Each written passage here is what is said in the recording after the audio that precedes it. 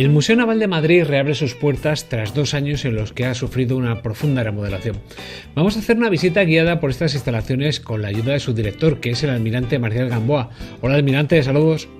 Saludos, don Antonio, encantado de estar aquí con ustedes.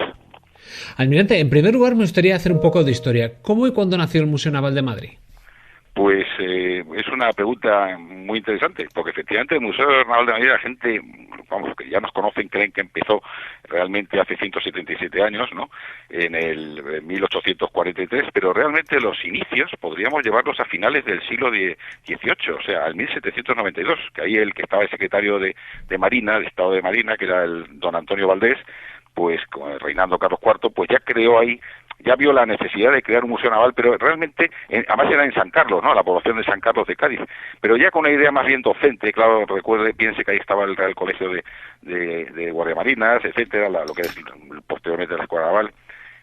Bueno, total, que era un poco con la idea de complementar la función docente. Entonces le encargó a una serie de oficiales de la Armada, que están aquí en el museo, sus cuadros, Mendoza, Navarrete, etcétera, pues les encargó que fueran por ahí a copiar, pues sobre todo archivos, cartas, fondos bibliográficos, etcétera, ¿no?, instrumentos científicos.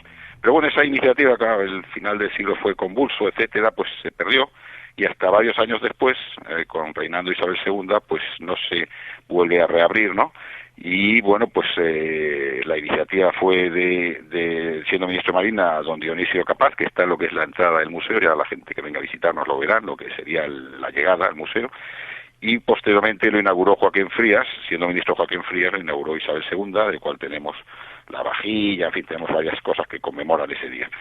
Se alojó en el Palacio de los Consejos, que hoy es la sede compartida por el Consejo de Estado y la Capitanía General, ¿no?, en la calle Mayor. Pero luego pasó a otras sedes, a la Casa de Platero, el Palacio de los Ministerios, la antigua Casa de Godoy, ¿no?, que fue el actual Palacio del Senado, en la Plaza de la Marina Española, para acabar a principios del siglo pasado, en los años 20, cuando se inaugura el actual cuartel general de la Armada, entonces el Ministerio de Marina, el Paseo del Prado, en el año 28, pues ahí es cuando, unos años después, exactamente en el 32, exactamente el 12 de octubre del 32, pues se reabre por primera vez las puertas el Museo Naval de Madrid en la primera planta del edificio. Y hasta entonces, pues las vicisitudes, ¿no?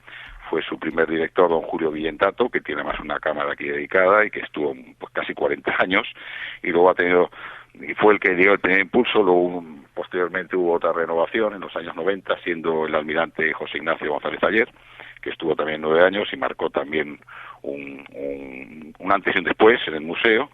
Y bueno, y ahora pues que con motivo de unas obras de planteamiento, de adaptarlo sobre todo lo que es la accesibilidad de la entrada, pues nos ha dado la oportunidad de hacer otra puesta, digamos, a punto. Uh-huh. Almirante, ya volviendo al presente, ¿qué impresión tiene de cómo ha quedado el museo tras esta remodelación? Pues yo la verdad es que creo que podemos estar, en fin, sin pecar de triunfalismo, ¿no?, pero creo que podemos estar muy satisfechos. A mí por lo menos me gusta lo que se ha conseguido, ¿no?, porque sobre todo, mire, el lema que hemos puesto es el Museo Naval en los dosieres que hemos mandado, etcétera. El lema que hemos puesto es el Museo Naval navega de nuevo, aunando tradición e innovación. ¿Y qué queremos decir con eso? Pues que creo que hemos conseguido mantener la esencia y la identidad del museo. El museo gustaba, a la gente le gustaba, entonces hemos querido mantener su identidad, sus señas, como dicen en Galicia, su ensebre, ¿no?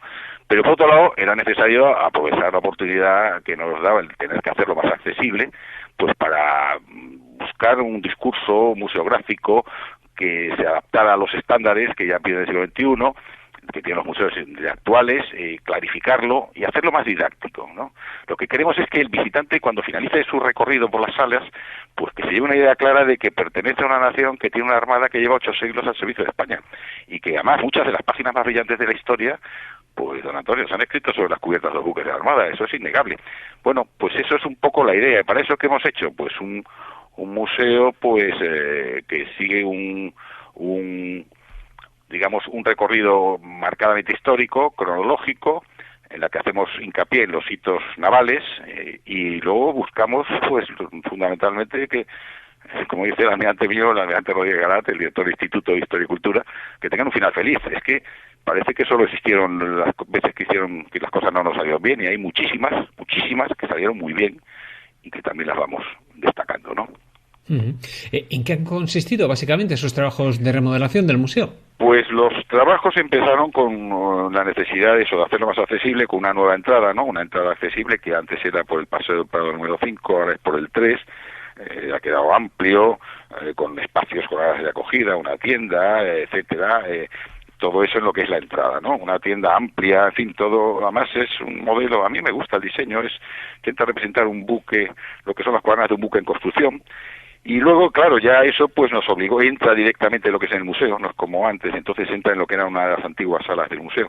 Y eso, claro, nos obligó a hacer una redistribución de los espacios expositivos, a acondicionar salas, y entonces pues ya se aprovechó pues para mejorar también el sistema de prevención de incendios, la climatización, el sistema de colgado de cuadros,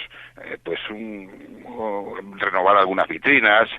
Cierto es que con toda la pandemia que ha surgido, pues nos ha puesto en serios aprietos y entonces hemos tenido que restringir, pero bueno, las tenemos, la lista de las que queremos ir poco a poco modificando, pero algunas hemos renovado, soportes, sobre todo la gráfica se ha cambiado entera para hacerla accesible y muy didáctica, con distintos itinerarios, distintas unidades, itinerarios, explicativas, luego de hechos puntuales. En fin, ha sido al final una reforma muy amplia, y por eso entre el COVID también, la pandemia, etcétera, pues nos ha llevado 2 años. ¿Cómo se ha reorganizado la colección del museo? Pues eso, se ha reorganizado básicamente sentándolo en nuestra historia, la historia naval, que en definitiva es parte de la historia de España, de una manera cronológica, o sea, que haciendo una serie de unidades, una primera unidad que es la mar en la génesis de España, entonces es del siglo XIII al XV, pues nos remontamos a la Marina en los finales de la Edad Media, ¿verdad? Pues con la Marina de Aragón, la Marina de Castilla, las naves que había, etcétera, para seguir luego ya entrando en el siglo XV y XVI con la era de los descubrimientos, y como no, pues el descubrimiento de América, la vuelta al mundo de Colón, de Juan Sebastián Elcano, bueno, con Magallanes, Juan Sebastián Elcano. Luego pasamos al siglo XVI y XVII, cuando nunca se ponía el sol, ¿no?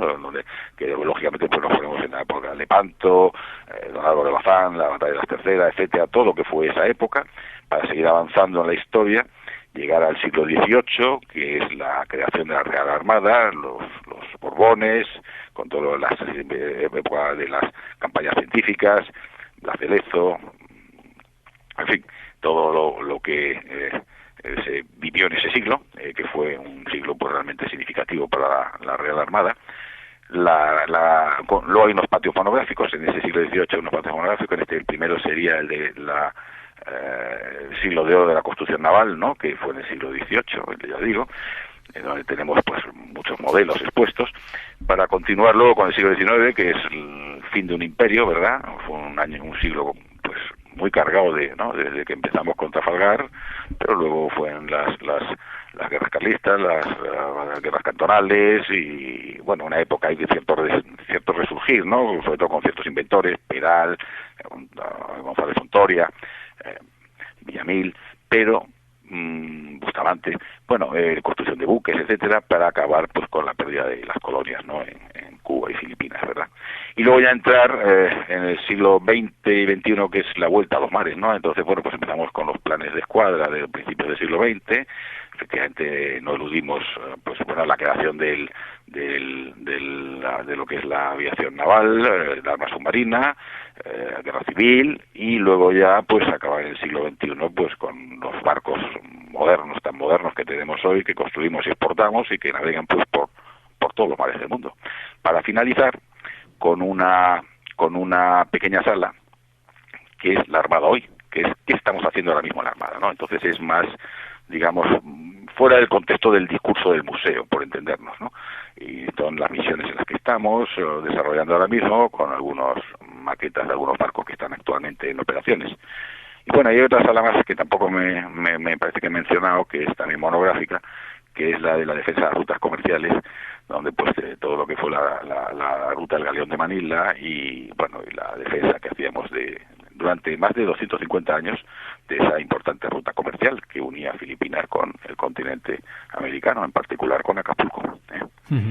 Almirante, la colección del museo es muy amplia, valiosa, histórica, pero en su opinión, si se tuviera que quedar con algunas, ¿cuáles serían las partes o aquellas piezas que son especialmente preciadas? Vamos a ver, es que es complicado, don Antonio. ¿Usted padre, tiene hijos? Sí, tengo dos. Pues imagínese. ¿Quién quiere más, a papá o mamá, no? Exactamente. Digo, dígame usted, ¿cuál es el hijo? Bueno, efectivamente, es difícil, ¿no? Para mí, ahora mismo ya, es que todo me gusta, ¿no? Pero bueno, ¿cuáles son las partes más importantes? Pues, la verdad, y sobre todo cuando además tenemos unos fondos, pues que incluyen más de 12.000 piezas, ¿no? No están expuestas unas más de 3.000 y algo, ¿no? Pero en fin, yo creo que sí, que sin temor a equivocarme, que los modelos de buques y la cartografía del museo, pues podemos, permitan la expresión, sacar pecho. Está entre las mejores del mundo, ¿no? También no podemos dejar fuera los instrumentos científicos, ¿no? El museo cuenta con unas colecciones de instrumentos de astronomía, de navegación, pues que son más que notables en el mundo, ¿no? Pero ¿cómo no hablar de las colecciones de monedas o las colecciones de cerámica o de todos los intercambios etnográficos, etcétera, ¿no? Culturales, etnográficos, en fin, es que... Pero bueno, si me dice, venga, mójate, pues si me mojo, pues que duda cabe que los modelos de buques y la cartografía. Además, bueno, y los instrumentos científicos también. Ahí pongo, los instrumentos científicos son una verdadera maravilla, ¿no? Tener aquí los instrumentos que utilizó Jorge Juan, que utilizó yo en sus campañas cuando la medición del grado terrestre, etcétera, del meridiano, ¿no? Del grado de meridiano terrestre, la verdad es que eso es, a mí por lo menos me impresiona ver lo que es el instrumento que utilizaron eso cuando hicieron las campañas hace ya más de 200 años, ¿no? Al margen de la colección permanente, el Museo Naval suele albergar exposiciones temporales. No sé si tienen algo ya en ciernes.